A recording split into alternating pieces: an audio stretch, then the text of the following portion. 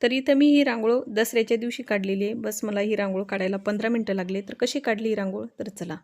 तर इथं मी एक खाली प्लेट घेतली, त्याच्यावरती पिवळ्या कलरची रांगोळ टाकून घेतली आणि त्याच्यामध्ये सरस्वती मातेची जी रांगोळ असते ती काढून घेतली.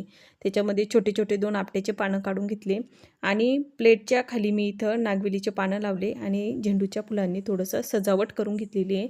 त्याच्यानंतर एक मोठ्या साईजचं आपट्याचं पान काढून घेतलेलं आहे. म्हणजे त्याच्यामुळं आज दसरा असल्यामुळं आपट्याच्या पानाला जास्त मान असतो. तर इथं आपट्याच्या पाण्याची शक्यतो रांगोळ काढण्याचा मी प्रयत्न करते.